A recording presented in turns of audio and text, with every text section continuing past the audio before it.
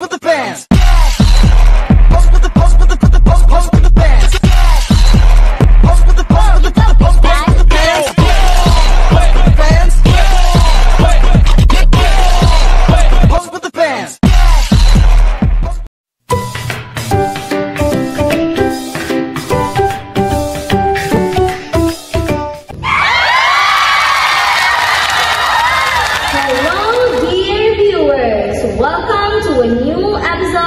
Exciting talk show. Today, we have a special guest na kilala bilang mga maalam na mga bata. Please welcome Samantha, Sheena, and Steve. Thank you for the invitation. It's a pleasure to be here. Welcome, Samantha. It's an honor to have you here. Now, let's introduce yourself to the audience. Hi everyone, I'm Samantha and I am 8 years old. I love to do mathematics for fun. It's my hobby. Wow, mathematics. So, you can solve it well. I guess so. Yes, Miss Anne, you can try me. I didn't mean to be mean, little girl. Okay. How about 5,000 times 5? It's 25,000.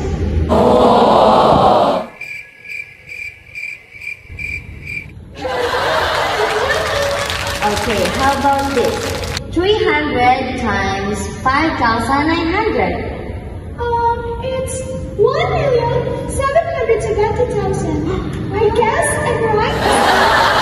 Wow! How did you solve it so calmly? My brain operates well. Okay, I'm lost. Then we should try Sheena.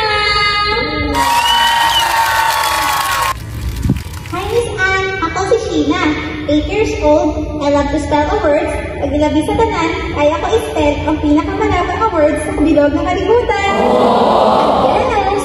Well, ano ba ang longest word niya, Ina? Let me think first. The longest word, pneumono-ultramicroscopic silicovolcanoconiosis.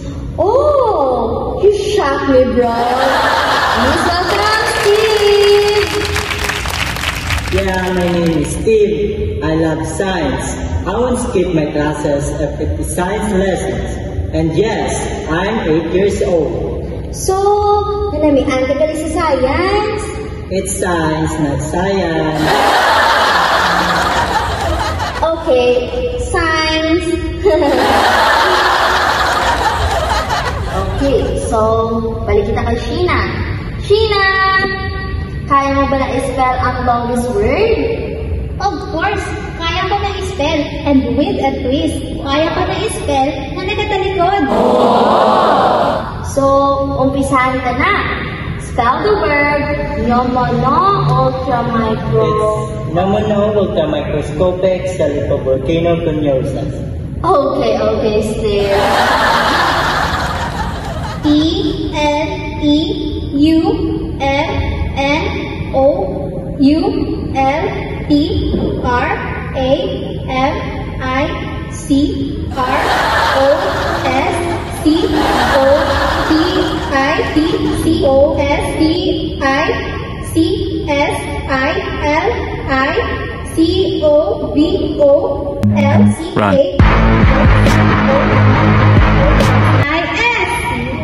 Oh, I know you're genius, but I think I can spell that word. Oh, I know we're genius, but I don't think I can spell it that word. Wag ako, Sheena. Kaya ko spell ang word is sleep, but I can't spell the longest word, you know? I believe I can fly. Okay, so let's have a game. The name of this game is I ask and you answer. Game! Answer my pauna-una. Answer number 1. Ano nga color ang langit kung wala ulan? Blue. It's blue. If mag-ulan, then it's gray. Pero, nga may rainbow. Rainbows are formed when light from the sun is scattered by the water droplets through a process called refraction. Okay. Question number 2. Ano nga hayop ang nagalupad kag naga-tweet-tweet? Bird. Ang pinakagamay nga bird ginatawag nga hummingbird.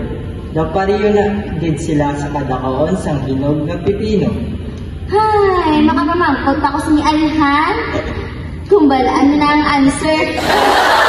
Now, let's give a chance kay Samantha. Kay si Samantha is alam sa math. Then, let's try 2,000 times 137 and divided by 55.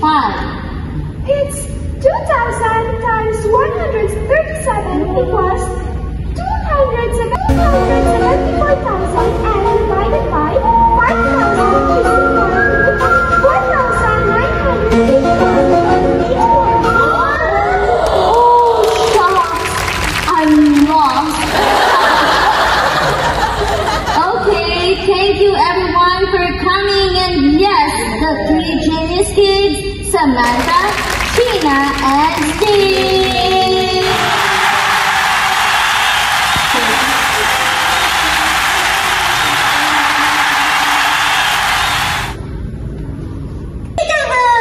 Pika, pika, pika, Game! Nandang game! Game start!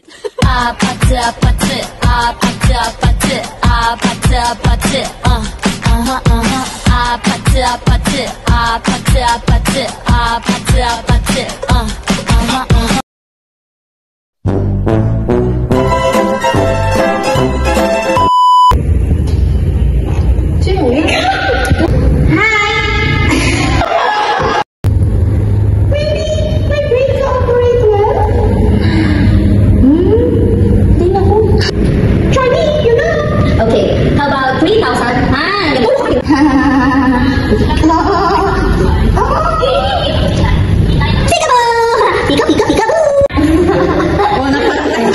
So, balik ka Tina. Tina, kaya ba isang aware na bonus word?